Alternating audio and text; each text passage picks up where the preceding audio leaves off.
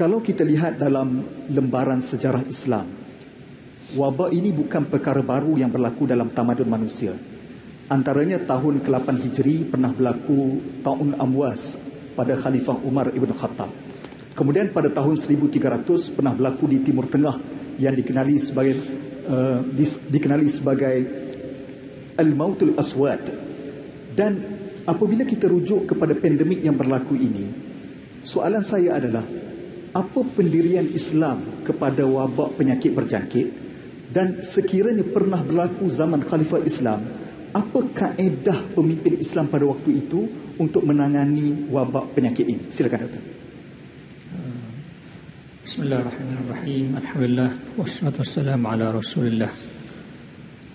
Saya terus pada persoalan yang diajukan kepada saya lah. Mengenai wabak berjangkit ini, sebagaimana yang disebutkan tadi lah, memang pada zaman sahabat Rasulullah SAW pernah berlaku yang disebut Ta'un Amwas.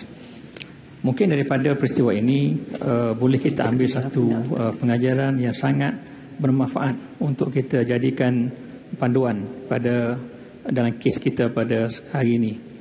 Dalam kes Ta'un Amwas itu, apabila Sayyidina Umar radhiyallahu anhu menuju ke satu tempat di Syam dalam perjalanan, maka diberitahu di kawasan itu ada penyakit Ta'un.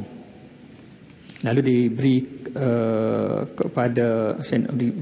diberitahu kepada Sayyidina Umar, seorang sahabat, maklumkan ada hadis Rasulullah SAW yang mengatakan, apabila kamu iza sami'tum bi ardin, bila kamu dengar di tempat itu ada Ta'un, maka jangan kamu masuk ke dalamnya. Dan sekiranya kamu berada di situ, jangan kamu keluar daripada tempat itu. Ini satu pengajaran dan satu panduan untuk kita jadikan panduan dalam kita menghadapi pandemik COVID-19 sekarang ini. Ini mungkin kita sama dengan apa yang kita lakukan sebagai kuarantin ataupun larangan rentas sempadan, larangan rentas negeri. Dia merujuk kepada penjagaan kita daripada turut terkena dengan penyakit berkenaan. Dan dalam hadis lain, Rasulullah SAW banyak mengajar kita, sebagaimana disebut, wafirra minal juzam, kamu lari daripada penyakit kusta, kama tafirru minal asad, sebenarnya kamu lari daripada singa.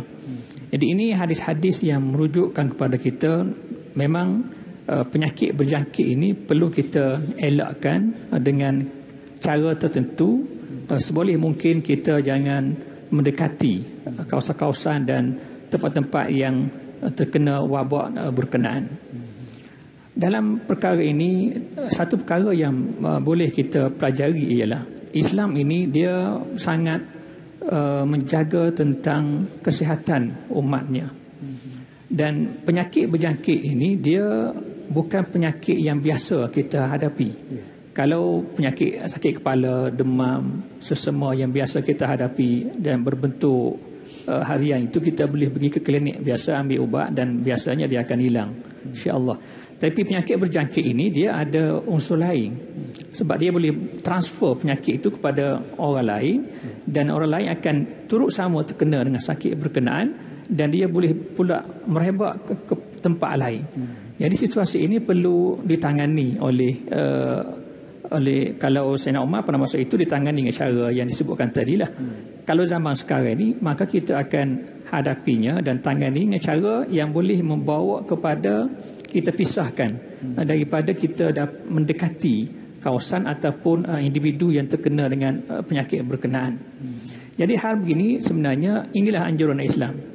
Kita tak boleh katakan kalau penyakit itu telah ditakdirkan oleh Allah Subhanahu Wa Taala, kita tak perlu berusaha dan sebagainya. Itu tidak selaras dengan ajaran Islam itu sendiri. Apabila kita baca hadis tadi, memang jelas dia merujuk kepada kaedah untuk kita menangani sesuatu wabak itu dengan cara kita tidak mendekati kawasan berkenaan dan kita pisahkan individu yang terkena dengan penyakit berkenaan dikuarantinkan.